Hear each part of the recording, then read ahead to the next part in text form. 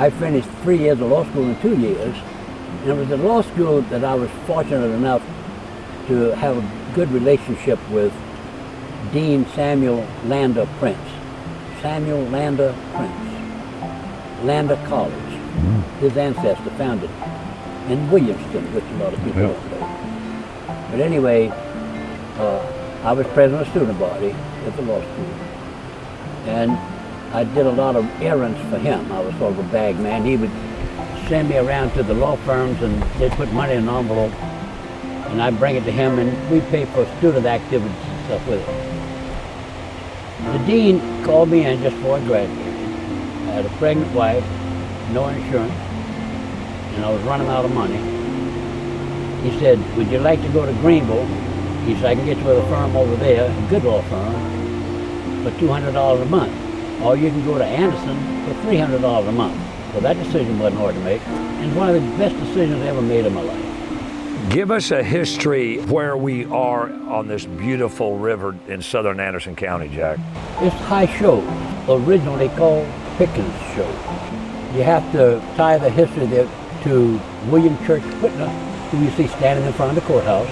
That's the 1895 history. There are two histories of this community. I've written that little Two Tales of a City, but I touch on both histories of this area in that book.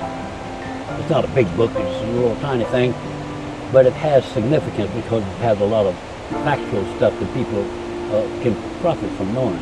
The Cherokees and the Choctaw Indians, but principally the Cherokees, occupy this territory. This is Indian country. Something that a lot of people around here don't know. Anson, Oconee, and Pickens were never a part of colonial South Carolina. During the Revolutionary War, the British induced the Cherokee to come down on their side. The Long Cane Massacre killed a lot of people. Caldwell, John C. Calhoun was John Caldwell Calhoun. Because of these atrocities, after the war, Andrew Pickens led punitive expeditions against the Cherokees and the Creeks and the Choctaws, and they were forced to cede all of their territory to the United States, of which Anderson, Oconee, and Pickens County became a part of South Carolina. 1795 history. The 1895 history involves William Church Whitner, who was the engineer for the city. He was wanting to convert from steam to electricity. And at that time, there was two schools of thought where it came to electrical power. There was direct power, advocated by Edison, and then there was alternating current, advocated by Westinghouse and Tesla. Whitner embraced the alternating current, the advantage of that being that you could transport it over a distance, whereas with the direct, you had to build your plant within a mile of the source. So he went to New England, had them build a generator farm, and he put them on the floor of this mill right down here. And when you see him downtown, he's looking up at the street lights, waiting for them to throw the switch and turn on the lights. The purpose of the experiment was not the generation of power, but the transportability of it. I have led a charmed life. I've been exposed to a lot of danger, and I've never been hurt. I've been exposed to a lot of adversity, and I've always been able to come up with some way of dealing with it. I practiced law for 50 years. My son came into the practice with me, and he's a circuit judge now. My granddaughter came into the firm, and so we got a third generation of my family in the law firm. And I've pursued my second career, which I set up for it to be my first career as a writer. And now, this one I'm really proud of. I'm really proud of Manny, the Major, and the Thief. This is a Charleston-based book. Time frame 1937 through 1947.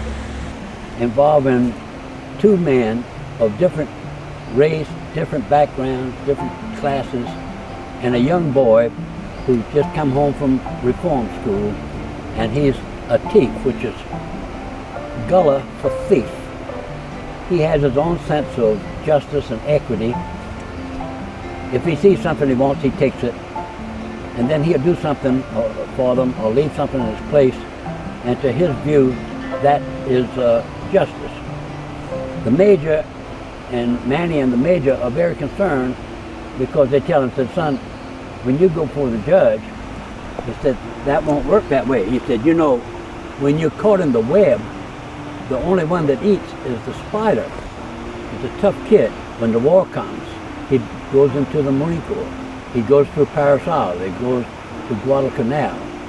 He becomes highly decorated. He becomes a hero. This is atonement and forgiveness. This is the kind of thing that we need more of. A lot of people would avoid adversity, but I wouldn't. Adversity is where you get your wisdom. You can get your education from a lot of places, books and a lot of things. But wisdom comes when you've been kicked in the head. Wisdom comes when you have to use those things you learn to overcome the adversity that you're facing. Adversity is your friend. You've helped a lot of people that people don't know about. Well, a lot of people have helped me that people don't know about. That's the name of the business. I got here, I had an Anderson, I had a pregnant wife, no insurance, and $8. Dr. Herbert Blake. He came down the room where I was and said, have a seat. We were expecting one child. I had two. Dr. Blake, you know how much he charged me to deliver those two children? $75. Oh, I borrowed $200 from the bank, and I paid the hospital. My wife stayed there almost a week. I paid him, and I had money left for diapers. You don't get by off your own talents. You show me a self-made man, and I'll show you somebody that's flawed seriously.